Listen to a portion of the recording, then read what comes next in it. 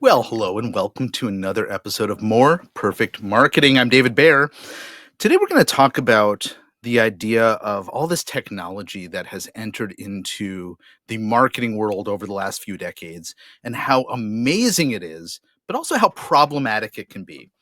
And specifically, we're going to talk about email marketing and these amazing tools that are now available to us. When I started doing email marketing back in the mid 1990s, we didn't have the opportunity to build out these big campaigns and long sequences and be able to send emails based on somebody's action or inaction and sort of set up these entirely wonderful automations that just operate on their own. And to a certain extent, that was a good thing. To a great extent, it was a bad thing because there was a lot more manual work we had to do, or we just didn't do some of that extra communication stuff that has become so valuable to building and deepening relationships with prospects and customers. But there's a downside, a dark side to that as well, the set it and forget it concept. And to dig into this idea today with me, I'm so thrilled to have MV Braverman join me because she's actually this is a pet peeve of hers right now.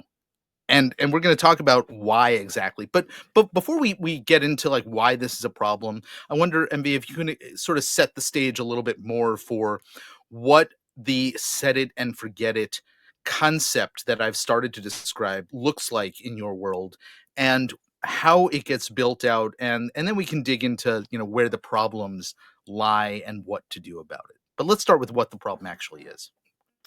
Well, I think pretty much every marketer, when once they reach a certain level, especially when they're trying to market their programs, they love to say it's set it and forget it.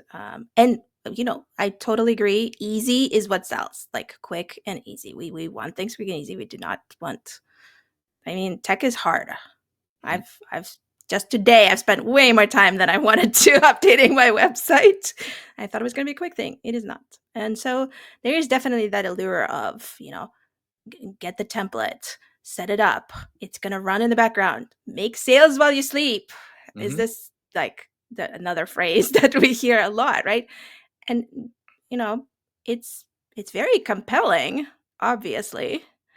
But the thing is, we our lives change. We things move fast. We move fast, and things that I'm doing different things today than I was doing a year, 2 years, 5 years ago. But a lot of those things are still out there. And I have run into, like, I subscribe to a lot of email lists out of professional and personal curiosity. And so I have seen a lot of poorly done automations. Of course, with the Google changes, Google Yahoo changes of a year ago, I still seeing people who have not complied with their requirements, like because they're just like letting it ride. Mhm. Um, So they just figure let's dig into sales will that in come just a in. moment. We'll come back to that part because that's I think an important topic to make sure that we touch on. But can you talk just for somebody who is familiar with the fact that you can automate emails, but they don't really understand like what can you automate? Well, how where somebody signs up for a list, they go to a website, fill out a form, and emails can be sent sequentially to that person. But there's a lot more to it than that. Can you talk a little bit more about like what's possible?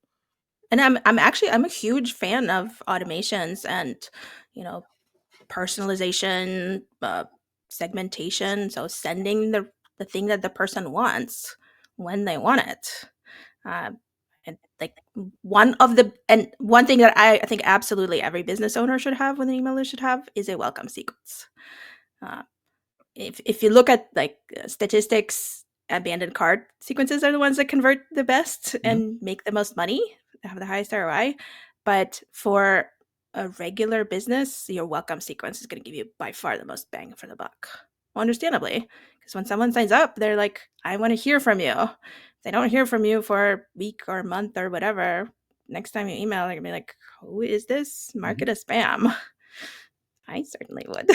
Yeah. So, I am a big fan of automations, and definitely things have moved in, you know, last few years. Things have gotten better where we really can ask for what we want and receive it. you know. So beyond just a welcome sequence, which is what I was describing, right? Somebody goes in, they enter their email address into a form, they hit submit, or I want this, or please send it to me, or whatever the clever Yep. button says. Yours says, I'm looking at it right now, I want it now. Um, then they expect to be receiving something. But you just talked about another point of something you can set and forget. Maybe you don't want to forget, and we'll get to that in a moment. But the idea of segmentation, and that could happen through automation as well. Can you just sort of give us an explanation of how that works, or what that might look like for a business segmenting through automation?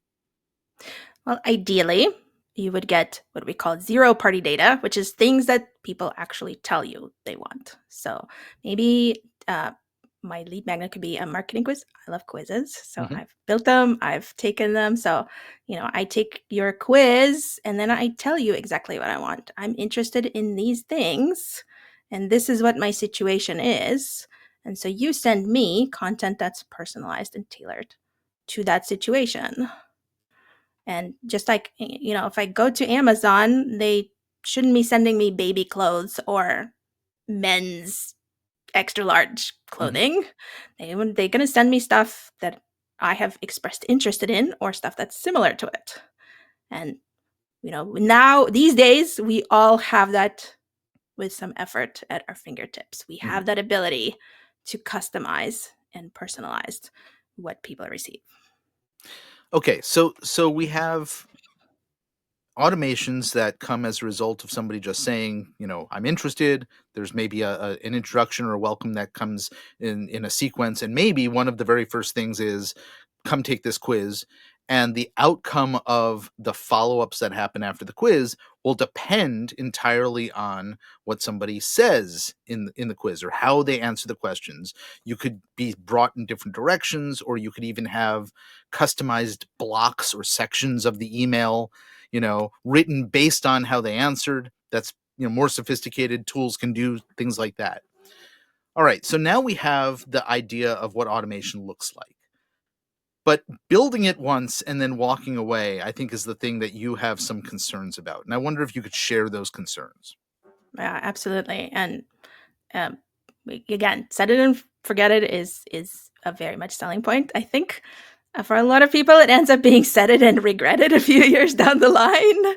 Because I've told friends Mhm, and people I know, like, your automation is sending things you don't want to send it. mhm, It has old pricing, it has old positioning, it has things that maybe you don't even have anymore, but it's still reliably going out there. That's a great thing that it's reliable and it's doing things, but you want it to be doing the things that are current for you and for your business. I'm raising my prices in 2025. I don't want my old ones out there. mhm. I want I want everything to reflect the new offers, the new pricing, the new models. I don't want somebody to be disappointed because they didn't get what they thought they would, essentially. So, yeah, my adjustment to set it and forget it is set it, document it, because a lot of times, I come back 6 months later, I'm like, I have no idea what past me was thinking, Mhm. but it would be really awesome if I could. And of course, the other side of that is you then have backups. If anything goes wrong, if you know your your email marketing platform disappears one day or they shut you down, you have backups. So set it, document it, review it. And it doesn't need to be, it doesn't need to be a big thing. You're not going to Yeah. spend nearly as much time, but even just like, I suggest that every single email list owner goes and signs up for their email list at least once a year, and just Just as a see recipient, it. you're saying. Yeah, Yeah. just Okay. like, as a brand new subscriber, what is it like? Is it what you think it's like?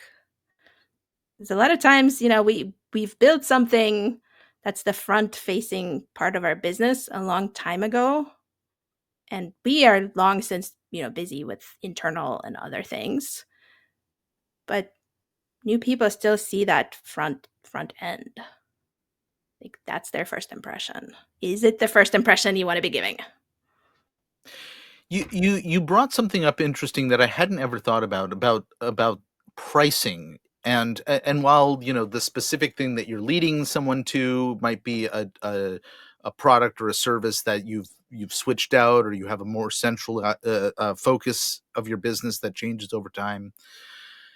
I'm thinking about how I might write emails and be, for a few reasons, intentional about future proofing the content of the email. So I might talk in general terms, not about what I have, but about the problem that the person is experiencing. And because I want to encourage the behavior of that person to click on my emails, and this is this is a different issue when it comes Mhm. to email marketing, but creating a behavior pattern from your subscribers is really important, both for the relationship you have with them and also sending signals to all of the companies that govern, where those emails end up and all of that. It might be I'm thinking out loud here, it might be really useful to reveal the more specific information not in the email itself, but on a page that you then change out. So, you'll be surprised how affordable our stuff is. Click here to find out exactly how, right? Or whatever. That way, you're not revealing specifics in the email, and you can always change the destination page in that regard. And maybe affordability Hmm. is not the thing that I wanted to highlight Yeah. there, but you get the point. I think it would be a balance because Um, in some ways, they can get you to be really generic. It's a little bit like, niching, Mhm. quizzes, all of those things lead to specificity. We want specificity. I want like the specific thing for me in the email. And if I'm looking at a service provider's page and they're very cagey about their pricing, chances are, unless I know them well and they were recommended, I'm going to bounce. So it's up for each person to decide what that's like, but I like to at least give some idea and for it not to be a surprise. Mhm. But again, everyone has to decide in their own way. But even then, you still have to remember to update that page, Yes. Yeah. which does not always happen. There's there's a few things that I think happen in larger organizations that don't necessarily happen in a small business, or as you pointed out with solopreneurs, where you're so focused in the business that you're not working on the business, and you're not making the time to step back and say, what do I need to change about what's front facing, as you Mm. described. Larger organizations have departments, they have teams who are responsible for exactly what you've described. So how you mentioned, sign up for your own list once a year. What are the other types of activities that you think somebody needs to engage in order to really just step back and make sure that they've looked at everything that they have built, and assess, what the state of it, and adjustments that are necessary?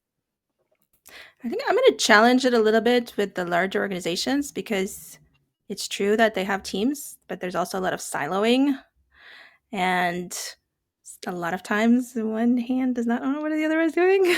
Yeah. And this is why I do some one-on-one networking on lunch club. And so one person I met is a salesperson, and her mind was blown when I told her that her marketing people probably really hate her because her team, because they're sending cold emails through their primary domain, and she had absolutely no idea. Hmm. Like, that should not be a surprise. If you're sending cold email, your deliverability would tank, which is a different Yeah. topic. But again, she had no idea, and their marketing team hadn't told them. Chances are their marketing team didn't really know what was going on and what other channels are sending through the same domain. So yeah, I think there's problems for Yeah. no matter what size. As you started to challenge me, I actually realized that earlier just today, I saw a disconnect between a company, and I'll let you get back to answering the question, but a major um, housewares manufacturer that my colleague had ordered something from. There was an install date that was set, and the install date came and went. no information from the company at all. And 3 days after the install date was supposed to have happened, they got a marketing email saying, "Hey, how was the installation? How did it go?" Right? So a perfect example of what you're talking about, of maybe the larger organizations, the right hand doesn't know what the left hand is doing. Yeah. For me, for you, it was the Mhm. same journey, but for them, there was handoff, and the handoff clearly did not happen. Yeah. So, yeah, um, So aside from that, what just would you recommend that business owners or leaders do in terms of the assessment of things on a regular basis? You talked about documentation, but are there specific areas that you want to like focus on? You want to go and check each email. What are you recommending? Um, well, again, subscribe, go to your website, try as a fresh with fresh eyes. Ask a friend to do it, ask someone you meet to do it. If you have the budget, do user testing. Hmm. And just for the most important, I think, in my opinion, is the welcome journey, and possibly, trying to reconnect with a former customer journey. Like those are going to be the most profitable, and like you're building a relationship or you're reconnecting with the relationship. So definitely, review it, like map it out. What does it look like? Is it congruent? Like, is one step congruent? Because a lot of times, oh, what just happened to my microphone? It's okay. It Technology sounds like the issues. source changed, but we can still hear you. Yeah, technology issues. So let me try to switch it back. Okay. So, here's another example of something that I encountered. I have another colleague who has been building out a one automation sequence, just a follow up drip campaign that they Hmm. started. I don't know, probably 3, 4, 5 years ago at this point, and they just add a new email onto the end of it. And through most of the emails, it's generic enough in terms of what, not like it's personalized, but generic enough in terms of the content that it's okay, it's timeless, it could happen It's at any evergreen. point. But then there are things like products that he is recommending as an affiliate that he's promoting. And he discovered maybe 2 years after the fact that one of those companies or one of those products was no longer available. Right. So there's another example of like hundreds of emails he has written over time to automatically start going out the day somebody signs up. But 2 years into it, he has to go find those emails and change those links or refer something else or get them out of the sequence or something like that. How do you Yeah. catch something like that? Boy, if I had a good answer to that, I would be a lot richer. That's actually one thing I am doing, because I'm going to be launching an evergreen newsletter next year. And I think one thing, especially as technology is being added, some platforms have reusable blocks. So you build out a block of, like, here are the products I recommend, and you just plug a link to it, or Hmm. a short code for it, and so it's kind of generated on the fly when it sends out to the new person. So I really like that idea. Ideally, you have one source where everything is. In practice, Yeah. that does not happen. But let's just admit it. But yes, absolutely. One thing, one tool that I have just added to my toolbox, and I think everyone should, is a link checker. Just there's a Chrome extension that I found that just, like, in an email or on a website, just highlights, are these things dead? Hmm. Do they still exist? Of course, things are changing all the time. So Yeah.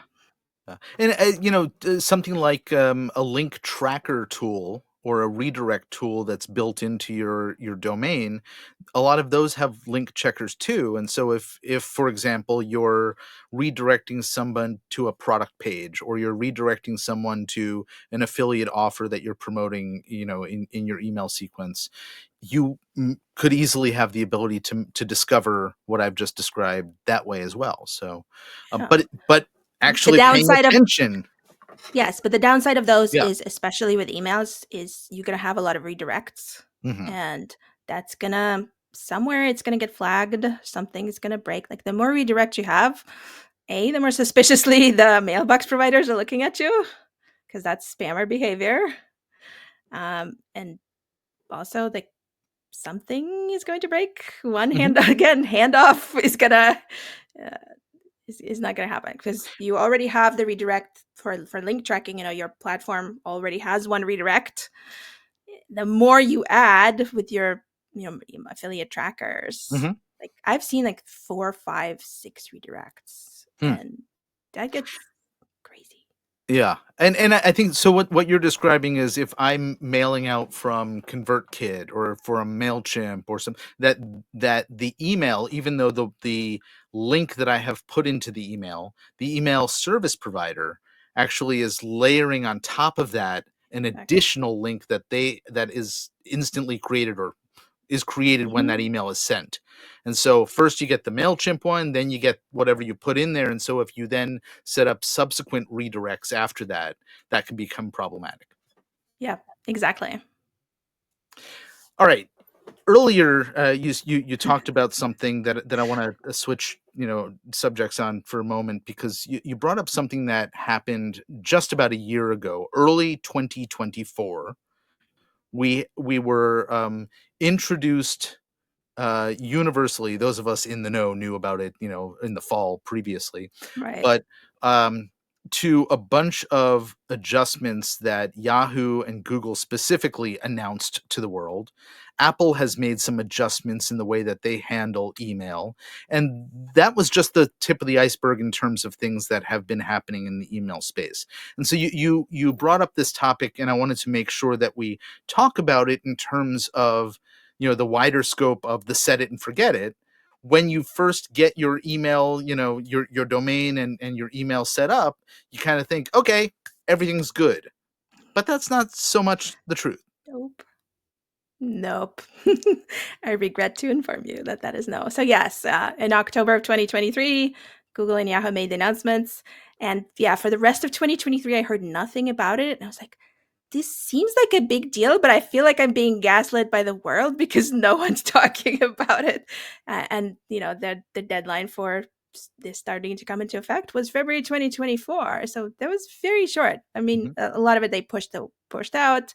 It took longer, but uh, there was a lot of marketing around February 1st, which was not Yep. an actual deadline, but understandably, we did need urgency. Uh, so yeah, a lot of changes, and just so people know, it's yes, Google and Yahoo very important. Google is about 55% of an average B2C email list. Yahoo is about another quarter, so Mm. like that's a huge chunk of your Yeah. list. But Microsoft has strongly indicated they will be adopting similar standards. I expect Apple will also. I mean, they already use some like Proofpoint and other solutions, so like Hmm. they have some similar stuff under the hood. They're just not very explicit about it. But it is very much yes. You can no longer just sign up for Mailchimp with your Gmail account with your from address and expect that it's gonna go great. Yeah. You say uh, Microsoft and Google. I think that a lot of B2B are still using those platforms, and I assume that some of these restrictions apply to a business that's using Outlook to manage the inbound emails, or businesses that are using Google Workspace to manage the inbound emails. At least that was my assumption. So technically, Mm. the requirements that they pushed out are explicitly for the free Okay. offerings. So the Outlook.com emails, the Hotmail emails, the Yahoo.com emails, the Gmail emails. But there's no reason to believe that you should not be complying, even possibly even more Mhm. if you're sending B2B. Because let me just tell you, their filters are way more cautious. Um, that B2B firewalls are looking for a reason to reject your emails. They are not looking for a reason to let your email through. And I think we've seen a huge uptick in the last few years around cold email solicitation in the B2B space. So I imagine that that's something that a lot of the businesses who are using those platforms to receive emails are eager to see, come under control in some form. It is a game of whack-a-mole. The thing is that those cold emailers actually for a long time complied with these best practices, Mhm. like setting up authentication. And I looked at a like cold email platform's onboarding guide. Setting up authentication was the first thing after choosing, signing up for Workspace. Mhm. Set up all your authentication. Uh, And then warm up your email address And then, for, yeah, there's warming up, there's spin yeah. tags, there's like all kinds of things, some of which are very questionable. Mhm. Don't keep changing domains. Don't use cousin domains. Like, don't. So cousin domains are similar. So if my business is inbox welcome, like I also registered Mm. welcome inbox just in case someone transposes it, or I might do in inboxwelcome.co or inboxwelcome.fyi, whatever. But that's why it's whack-a-mole, is because Yes. they just burn these domains. They like set them up, burn their reputation, Yeah. rinse and repeat. That's not how you want to be. All right, well, and that is, I think, another thing that I've seen, and we'll get back to our original focus here, was a lot of that cold email outreach is also people who are setting things up,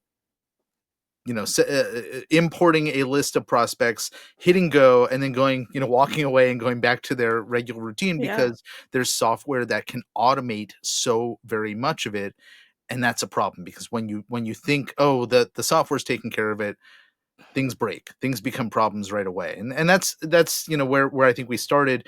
You have spent a good bit of time not just thinking about this but actually documenting where there's problems, and one of the things that I know that you talk about is how you describe it as that there's silent money leaks in a list when this happens, when you just set it and forget it. Can you talk a little bit more about sort of the implication of revenue when you do this approach of setting up automation and not returning to make sure that you have things properly operating?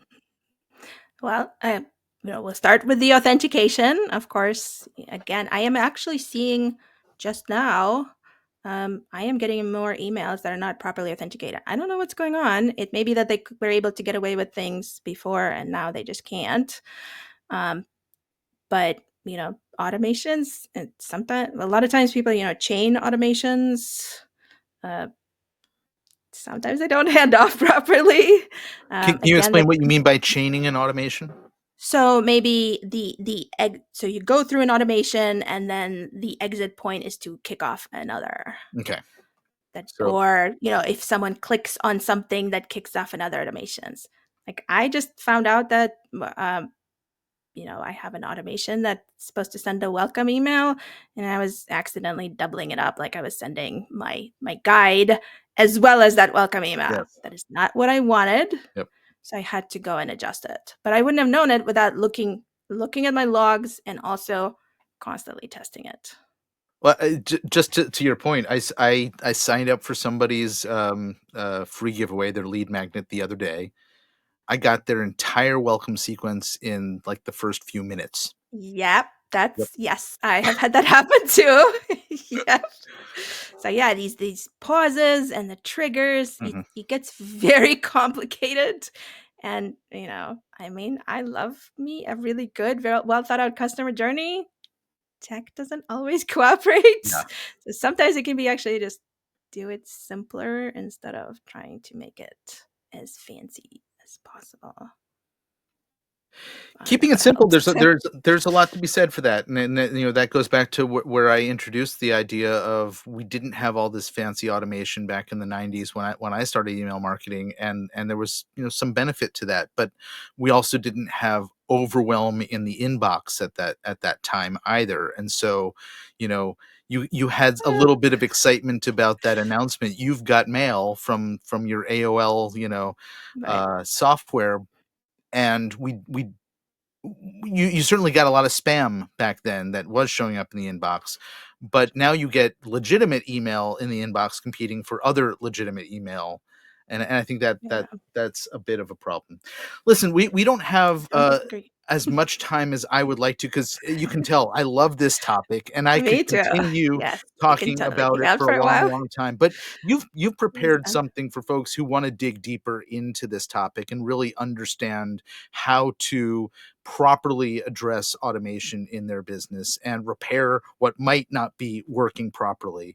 What is that? Where can they find it? So as I am auditing my own automations at the end of the year, I basically created a step-by-step guide on how you can, without spending too much time, um, look things over and keep them fresh, without constantly checking. Um, but I would say I think I am happier today than I was, 10, 20 years ago. Mm. And if I never hear the word email blast again, I will be extremely happy.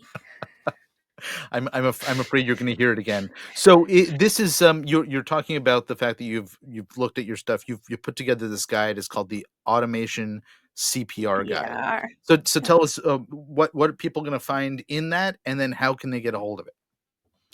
Um, so I imagine that you're going to share a link, but it's Yep. going to be inboxwelcome.com/automation CPR. I will be setting up that redirect Yep. today. It's basically, gives you a chance to do a super quick thought of, like, when's the last time that I actually checked these? What do I have? And there's a template for reviewing each sequence and figuring out, is it actually important? Do I need to give it time? And then how do I give it time? And there's an emergency kit if you run into problems, to give you to walk you through some pretty common scenarios, Excellent. and an encouragement to add things to your project management tool or your calendar to review them regularly. I love it. And anybody who is relying on email to be a significant influencer in their revenue really ought to be doing the types of things that you've talked about there. So that is the Automation CPR Guide. It's going to be available at inboxwelcome.com/automation Automation CPR. We'll CPR. have a link in the show notes for that. And that is, of course, your website, inboxwelcome.com, that folks can find out more about you and the various services around email marketing, email support, building out Yep, email systems in a business as well. that's right. Well, brilliant. MV, most valuable information. Thank you so very, very much. I really appreciate you making the time to join me today. Thank you so much for having me and letting me geek out about my favorite topic for a bit. Well, you can tell it's one of my favorites too. Folks, you have been listening to More Perfect Marketing. If you know somebody who could benefit from listening to the conversation you just heard, please share this with them. Until next time, I'm David Baer. Take care. Bye bye.